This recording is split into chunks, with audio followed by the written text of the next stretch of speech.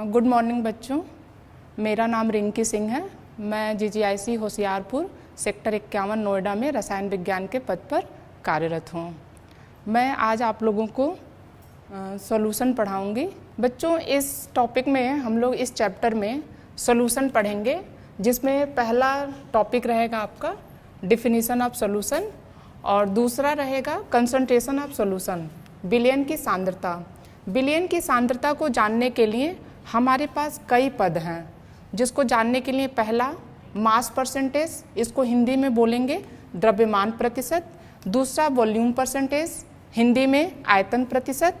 तीसरा mass volume percentage, इसको हिंदी में बोलेंगे द्रव्यमान आयतन प्रतिशत। चौथा पार्ट्स पर मिलियन पीपीएम। पांचवा मोल फ्रैक्शन, मोल अंश। और छठा मोलैरिटी, मोललता।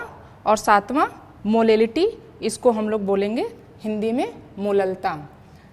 ठीक है बच्चों। अब विलयन, विलयन है क्या? दो या दो से अधिक पदार्थों के समांगी मिश्रण को विलयन कहते हैं। समांगी मिश्रण, विलयन के मिश्रण तो अगर हम देखें तो हम बालू और पानी भी मिला के सॉल्यूशन बनाएंगे, और नमक और पानी मिला के सॉल्यूशन बना सकते हैं, विलयन बना सकते हैं। लेकिन एक जो वर्ड यहाँ लिखा है समांगी मिश्रण,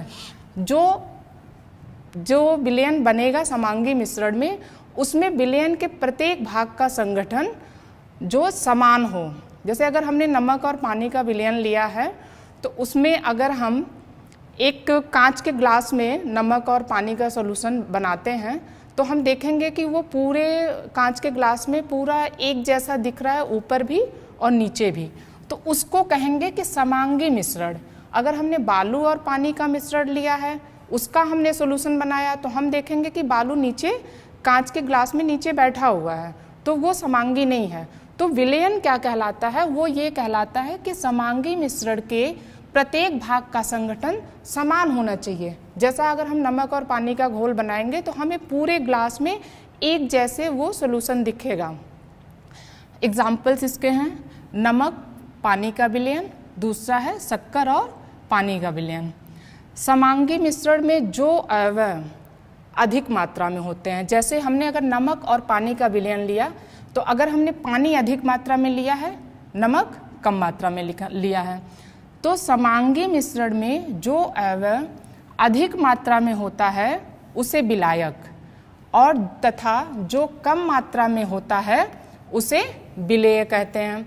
तो नमक और पानी का अगर हमने सॉल्यूशन बनाया है, विलयन बनाया है, तो हमने पानी में नमक डाला, पानी ज़्यादा मात्रा में है तो उसको हम कहेंगे कि पानी विलायक है। नमक कम मात्रा में है तो उसको हम विलेय कहेंगे। अब इनकी मात्रा कितनी है, जो भी हमने विलेय विलायक में डाला है, तो उसकी मात्रा कितनी है, उस मात्रा को जानने के लिए जो हम शब्द यूज़ करते हैं उसे बोलते हैं सांद्रता। उस मात्रा को जानने के लिए जो वर्ड यूज़ करते हैं, शब्द यूज़ करते हैं, उसे कहते हैं सांद्रता। अब हम यहाँ से देखेंगे, विलायक की एक निश्चित मात्रा में घुलित विलेय पदार्थ की मात्रा को विलयन की सांद्रता कहा जाता है।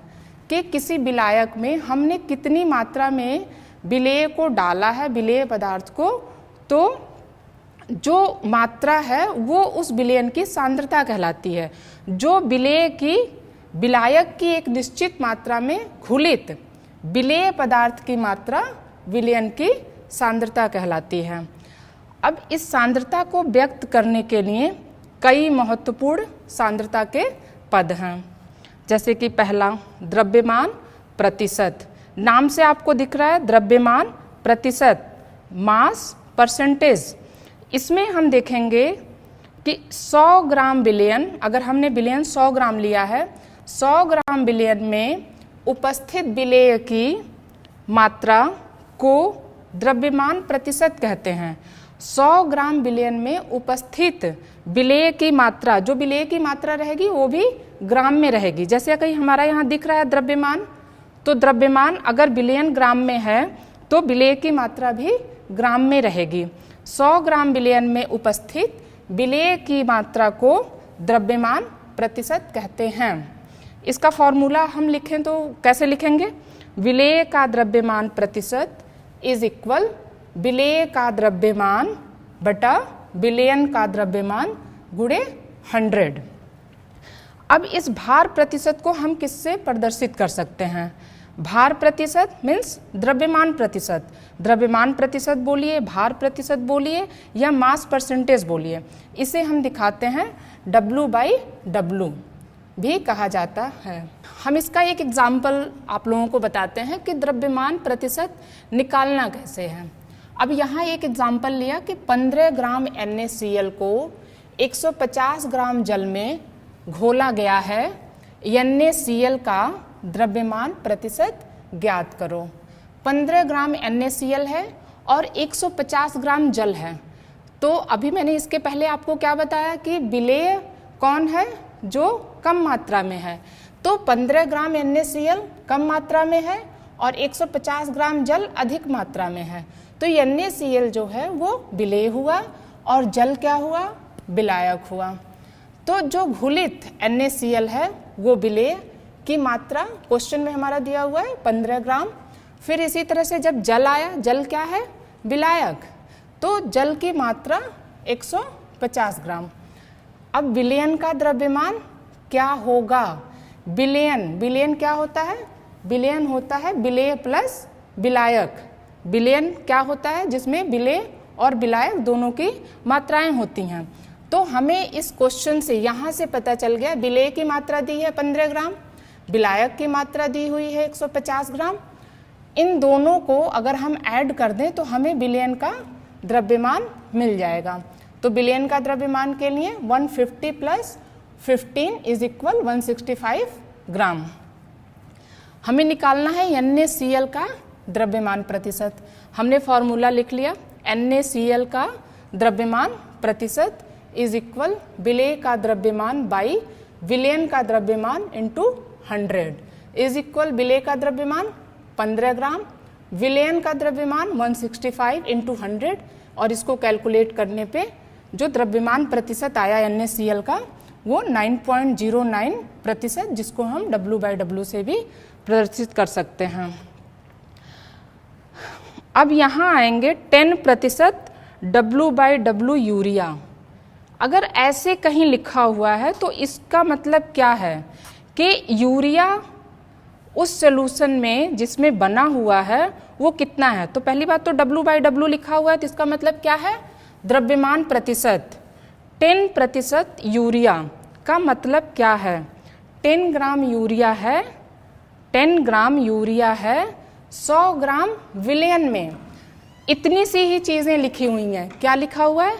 बस लिखा हुआ है 10% W/W। हम इससे देख सकते हैं कि हमें इससे क्या क्या मिल सकता है। तो अब इसका तात्पर्य क्या हुआ? इसका तात्पर्य ये है कि 10 ग्राम यूरिया है 100 ग्राम विलयन में, ठीक है। उसके बाद से इतनी चीज़ें हमें जानने के बाद इससे ये मिला कि 10 ग्राम यूरिया है 100 ग्राम विलयन में, क्योंकि W/W है तो ये द्रव्यमान प्रतिशत हो गया। अब इससे हमें मिला कि विलेय कितना है?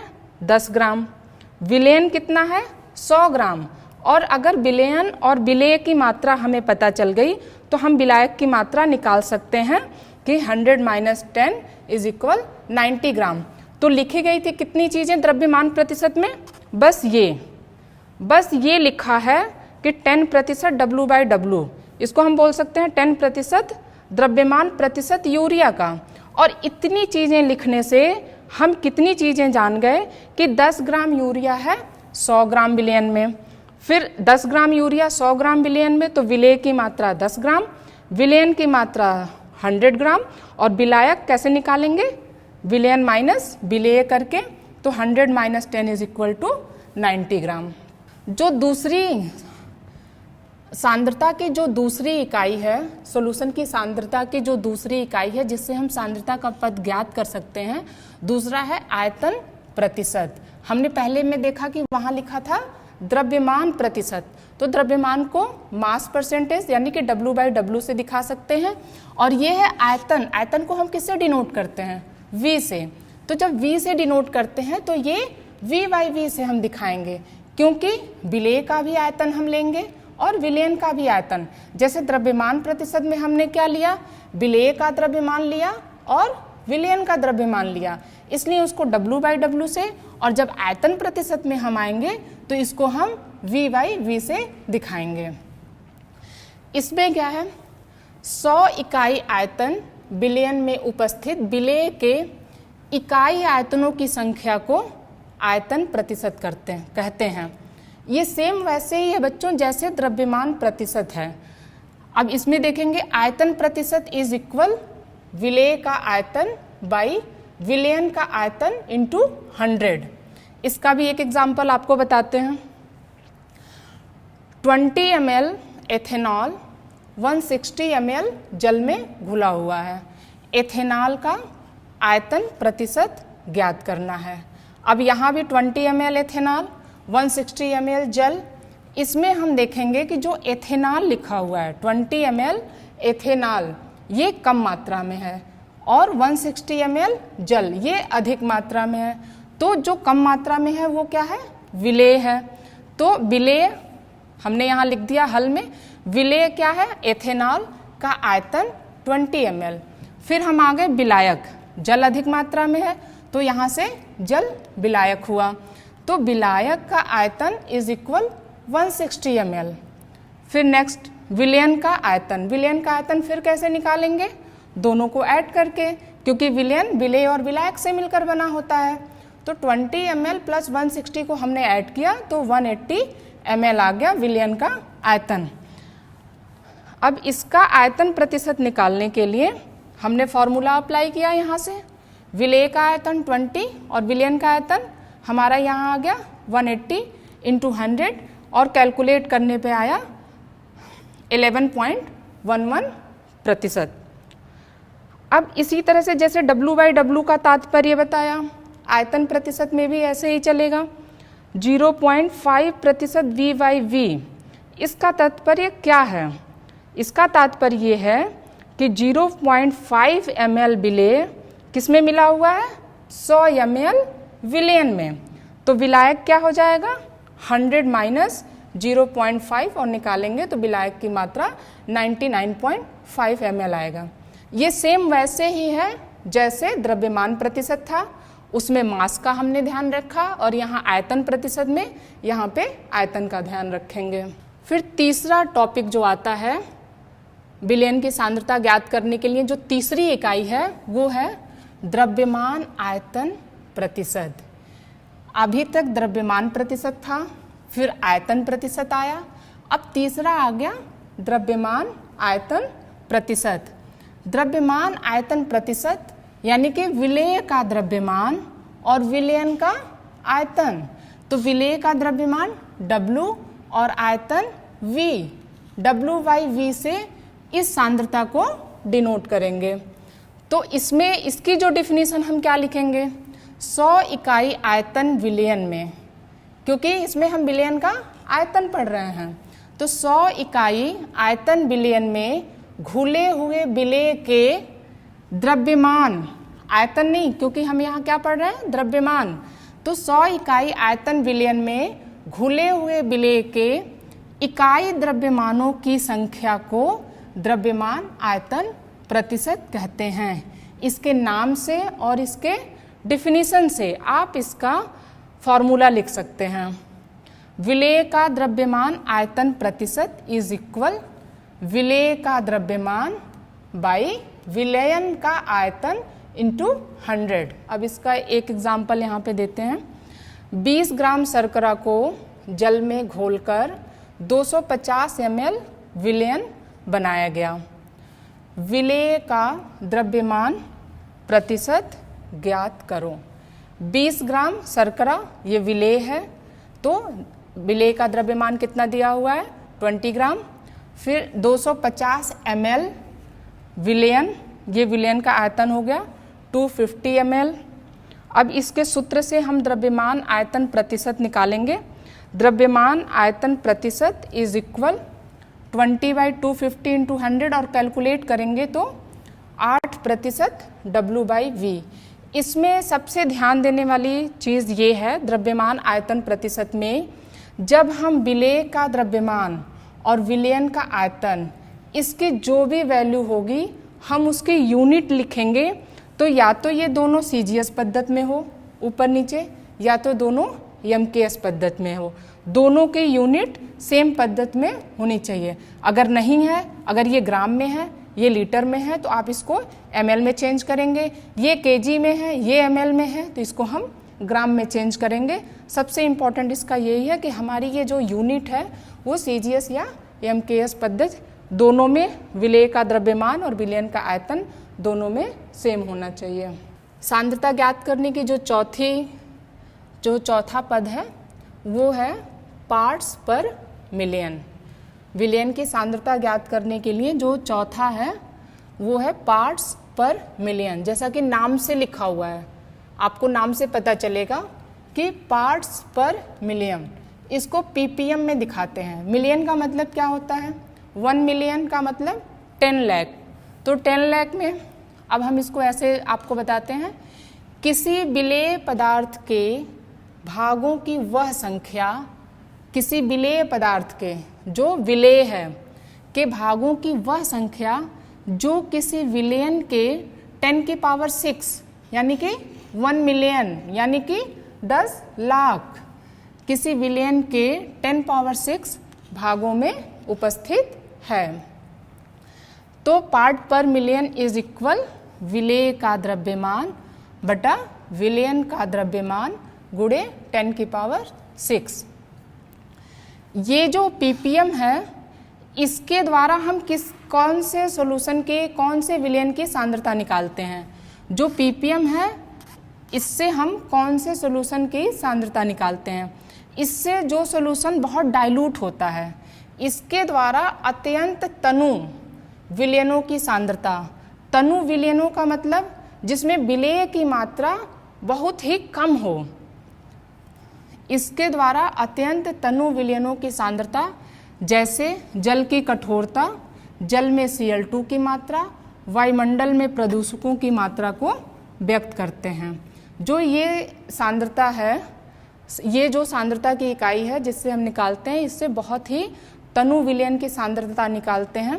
तनु विलयन का मतलब है जिसमें विलेय पदार्थ की मात्रा बहुत कम हो, और इसके द्वारा जो है तनु विलयनों की सांद्रता ज्ञात की जाती है, जिसका एग्जाम्पल है जल की कठोरता, जल में Cl2 की मात्रा, वायुमंडल में प्रदूषकों की मात्रा। इसका एग्जाम्पल लेते हैं। लिखा हो 10 ppm CaCO3। अगर ये लिखा है 10 ppm CaCO3, इसका तात्पर्य क्या है? इसका तात्पर्य ये है कि जो CaCO3 की मात्रा है जल में, जो CaCO3 की मात्रा है जल में वो 10 ग्राम है। कितने विलयन में? 10 की पावर 6 ग्राम विलयन में। बस ये लिखा हुआ है ये कि 10 ppm CaCO3, और इससे हमें क्या क्या मिल जाता है? विलेय की मात्रा मिल जाएगी कि CaCO3 का कितना है मात्रा, तो 10 ग्राम, और विलयन की मात्रा क्या है? 10 की पावर 6 ग्राम। इसका एग्जाम्पल एक और मैंने क्वेश्चन कराया है आपको। समुद्री जल के प्रति किलोग्राम में, 1 किलोग्राम में, समुद्री जल के 1 किलोग्राम में 5.8 इंटू 10 की पावर -3 ग्राम ऑक्सीजन घुली है। जो समुद्री जल है उसके 1 किलोग्राम में 5.8 इंटू 10 की पावर -3 ग्राम ऑक्सीजन घुली हुई है। 5.8 इंटू 10 की पावर -3, उसकी वैल्यू कितनी कम है 1 किलोग्राम में? आप ऐसे देख सकते हैं कि अगर हम इसको लिखें तो हम लिखेंगे 0.0058, मतलब उस समुद्री जल के 1 किलोग्राम में जो ऑक्सीजन घुली हुई है ये इतना ग्राम है, और ये बहुत कम है। जैसा कि मैंने पहले ही बताया है कि जो विलेय की मात्रा होती है अगर बहुत कम है, तनु विलयन है, तो उसी में हम ppm यूज़ करेंगे। तो विलेय ऑक्सीजन का द्रव्यमान 5.8 इंटू 10 की पावर -3 ग्राम, विलयन का द्रव्यमान इज इक्वल टू 1 kg है, और 1 kg को हम ग्राम में चेंज कर लेंगे 1000 ग्राम, और ppm निकालेंगे 5.8 into 10⁻³ gram by 1000 gram into 10⁻⁶, और कैलकुलेट करने पर 5.8 ppm आ गया। जो पांचवी इकाई है वो है मोल अंश या मोल प्रभाज। ये क्या है? मोल अंश या मोल प्रभाज। विलयन कैसे बना होता है? विलयन विलेय और विलायक से मिलकर बना होता है।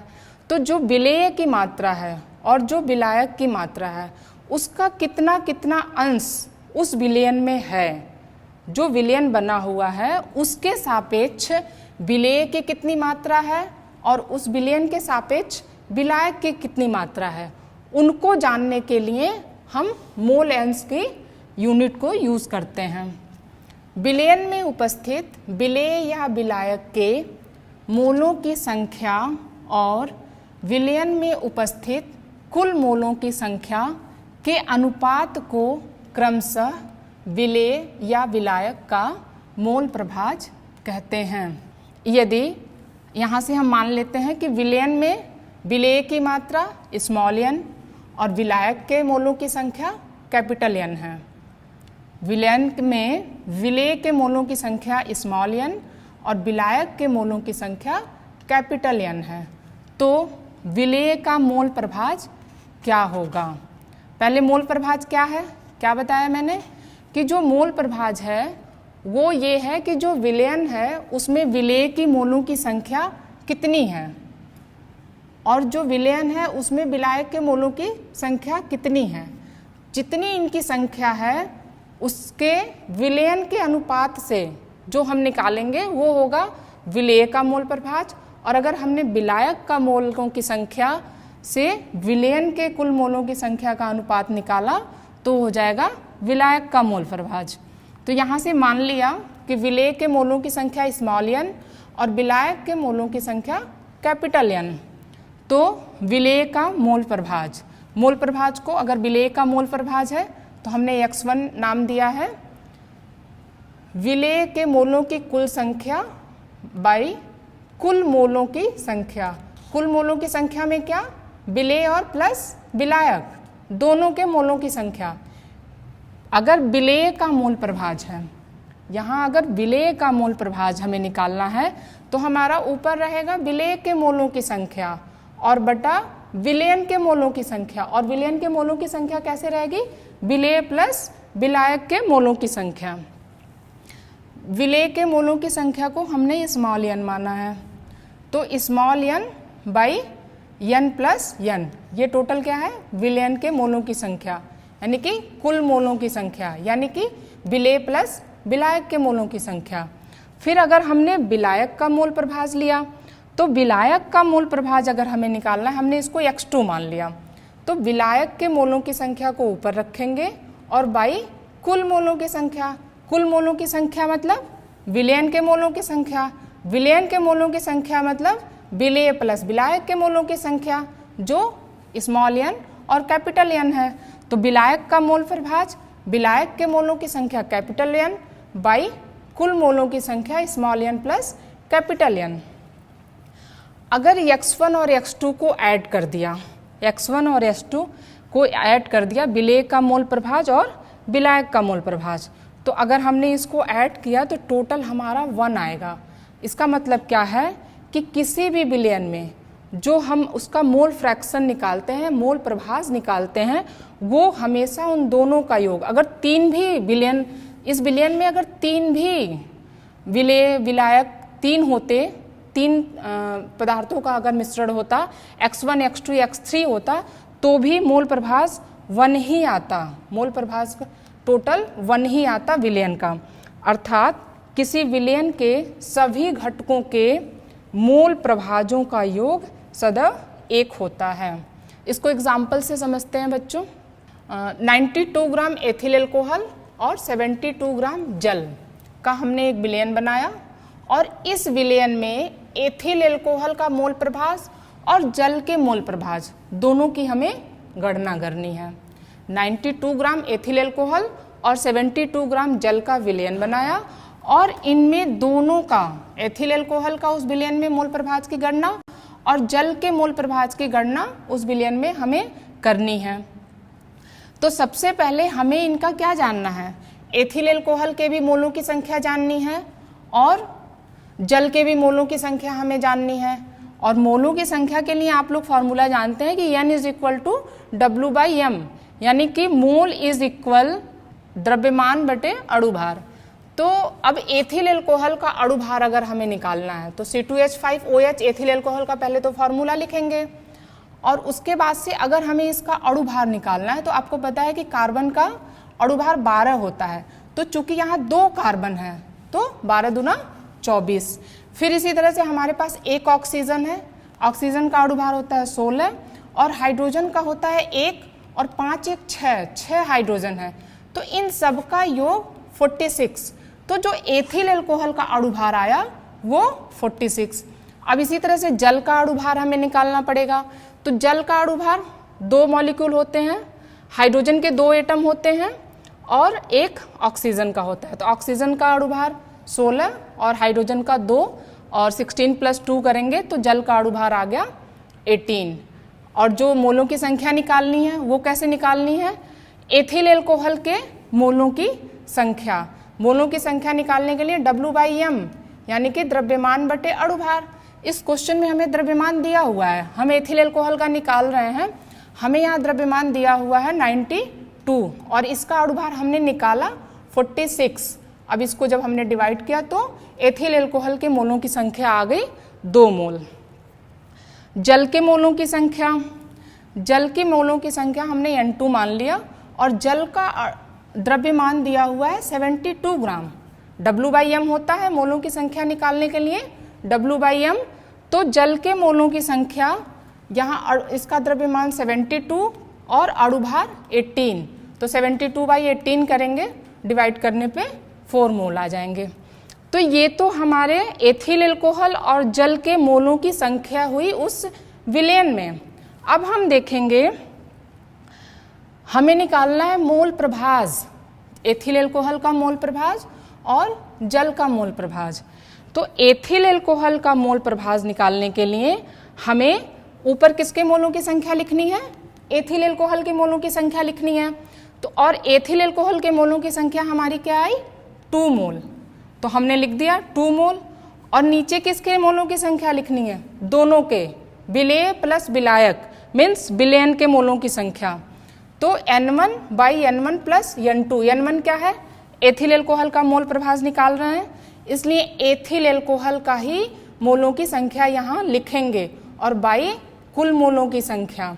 तो 2 आया है हमारा एथिल एल्कोहल का और बाई करेंगे तो N1 + N2 मीन्स दोनों मोलों की संख्या, विलेय के भी और विलायक के भी। तो ये हो जाएगा 2 + 4 = 2/6 और हमने निकाला तो 0.33 एथिल एल्कोहल के मोलों की संख्या आ गई। जल का मोल प्रभाज हमें निकालना है।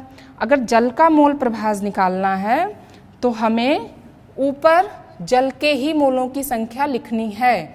जल के मोलों की संख्या कितनी आई है, 4 मोल, हमने यहाँ 4 मोल लिख दिया। और बाई कुल मोलों की संख्या, विलेय और विलायक के, हमने फिर ऐड कर दिया कुल मोलों की संख्या जल का और एथिल एल्कोहल दोनों का। तो 2 + 4 4/6 कर दिया = 0.67। एक चीज़ जैसे मैंने इसके पहले बताया बच्चों कि जो मोल फ्रैक्शन होता है तो उसमें जो विलेय और विलायक हैं तो मोल फ्रैक्शन हमेशा दोनों का सम जो आता है वो 1 आता है। वो आप यहाँ से खुद करके देख सकते हैं। अगर हमने इसको ऐड किया 0.33 और 0.67 को तो ऐड करने पे वो 1 ही आएगा। बच्चों जो सांद्रता ज्ञात करने की जो अगली इकाई है, अगला पद है वो है मोलरता। मोलरता में हम देखेंगे कि लिखा हुआ है, हम पहले डिफिनीशन बताते हैं आपको, फिर इससे ज़्यादा चीज़ें क्लियर होंगी कि प्रति लीटर विलयन में घुले हुए मोलों की संख्या, मतलब जो विलेय है अभी तक हम उसका क्या पढ़ रहे थे, या तो द्रव्यमान है विलेय का या तो आयतन है। अब इसमें जो मोलरता हम पढ़ेंगे उसमें है कि प्रति लीटर विलयन, जो विलयन है वो लीटर में ही रहेगा। प्रति लीटर, 1 लीटर में, 1 लीटर विलयन में घुले हुए मोलों की संख्या को विलयन की मोलरता कहते हैं। मोलरता का अब इससे आपको इस डिफिनीशन से इसका फॉर्मूला एकदम क्लियर होगा कि मोलरता = विलेय के मोलों की संख्या। अभी तक हम विलेय का द्रव्यमान ले रहे थे, अब यहाँ हमें द्रव्यमान या आयतन नहीं लेना है, हमें विलेय के मोलों की संख्या लेनी है। विलेय के मोलों की संख्या बाई विलयन का आयतन लीटर में। मोलों की संख्या कैसे निकालते हैं? विलेय की मात्रा ग्राम में बाई विलेय का अणुभार। तो ये हो गया विलेय के मोलों की संख्या। अब हमने इसके सिंबल्स को केवल लिख दिया। विलेय की मात्रा ग्राम में तो W, विलेय का अणुभार M और Y विलयन का आयतन कैपिटल V इन लीटर। तो मोलरता का जो फॉर्मूला निकल आया वो है W/M × V और आयतन लीटर में रहेगा। मोलरता को कैपिटल M से प्रदर्शित किया जाता है। इसका एक एग्जाम्पल बताते हैं हम। विलयन की मोलरता की गणना कीजिए। कौन से विलयन की मोलरता की गणना? जिसमें 5 ग्राम सोडियम हाइड्रोक्साइड को 5 ग्राम सोडियम हाइड्रोक्साइड 450 ml विलयन में घुला हुआ है। विलयन के मोलरता की गणना कीजिए जिसमें 5 ग्राम सोडियम हाइड्रोक्साइड 450 ml विलयन में घुला हुआ है। अब यहाँ से NaOH सोडियम हाइड्रोक्साइड, उसके मोलों की संख्या क्या है? मोलों की संख्या कैसे निकालेंगे? W/M। W कितना दिया हुआ है? 5 ग्राम। और M क्या है? Molecular weight. तो NaOH का जब हम अणुभार निकालेंगे तो Na का होता है 23, ऑक्सीजन का होता है 16 और हाइड्रोजन का होता है 1।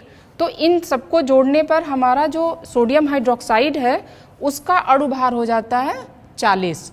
तो NaOH के मोलों की संख्या निकल आई 5/40 और डिवाइड करने पर आंसर आ गया 0.125 मोल। अब विलयन का आयतन लीटर में ये दिया हुआ है 450 ml में, तो ml को लीटर में चेंज करने के लिए क्या करेंगे? 1000 से डिवाइड कर देंगे। तो जो मोलरता है हमने निकाला NaOH के मोलों की संख्या, मतलब विलेय के मोलों की संख्या को 0.125 डिवाइडेड बाय 450 इंटू 1000 और इसका आंसर आ गया 0.278 कैपिटल M। कैपिटल M क्योंकि मोलरता को कैपिटल M से प्रदर्शित किया जाता है। अगली जो इकाई है सांद्रता ज्ञात करने की वो है मोललता। हमने पढ़ा मोलरता। मोलरता में जो था वो था प्रति लीटर विलयन में, विलयन में, और मोललता है 1 kg मतलब 1000 ग्राम, विलयन नहीं विलायक। यही डिफरेंस है मोलरता और मोललता में। मोलरता में जो विलेय के मोलों की संख्या से डिवाइड होता है वहाँ लिखा रहता है विलयन का आयतन लीटर में, और यहाँ बच्चे कंफ्यूज करते हैं, ये समझते हैं कि अब यहाँ पे मोललता में विलयन का आयतन केजी में आ गया। नहीं, इसमें विलायक का भार केजी में आएगा। तो मोललता इज इक्वल विलेय के मोलों की संख्या बाई विलायक का भार केजी में, और विलेय के मोलों की संख्या W/M इंटू विलायक का भार कैपिटल W केजी में। मोललता को स्मॉल m से और मोलरता को किससे हमने प्रदर्शित किया था? कैपिटल M से। इसका एक एग्जाम्पल लेते हैं बच्चों। एक सुक्रोज का विलयन जिसका भार 214.2 ग्राम है। सुक्रोज का विलयन है जिसका भार 214.2 ग्राम है, में सुक्रोज 34.2 ग्राम है। जो सुक्रोज का विलयन है उसका भार, विलयन का भार 214.2 ग्राम है और उसमें सुक्रोज कितना है? 34.2 ग्राम। तो विलयन की मोललता ज्ञात कीजिए। सुक्रोज का फॉर्मूला होता है C12H22O11। इसका जब हम अणुभार निकालेंगे तो 342, पहले भी बताया अणुभार कैसे निकालना है, सबका अलग अलग अणुभार निकाल के 342। फिर सुक्रोज विलयन का भार कितना है? 214.2 ग्राम। तो ये सुक्रोज विलयन का भार हो गया। सुक्रोज का भार कितना है? 34.2 ग्राम है। अब हमें यहाँ जैसे कि फार्मूले से पता है कि मोललता में विलायक का भार देखते हैं। हमारे इसमें विलेय दिया है और विलयन का भार दिया है, तो जिससे हम विलायक का भार निकाल सकते हैं। तो हमने विलयन का भार लिखा माइनस विलेय का भार लिखा और माइनस किया तो 180 ग्राम आ गया विलायक का भार। और इससे हम मोललता निकाल लेंगे।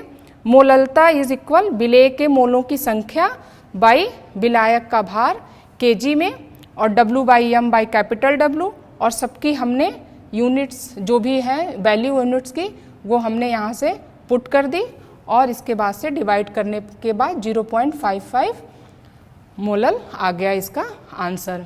तो बच्चों इस तरह से इस पूरे लेक्चर में आप लोगों को विलयन की डिफिनीशन बताई गई और विलयन की सांद्रता ज्ञात करने की 7 इकाइयाँ बताई गई। आज हमने इतना अध्ययन किया।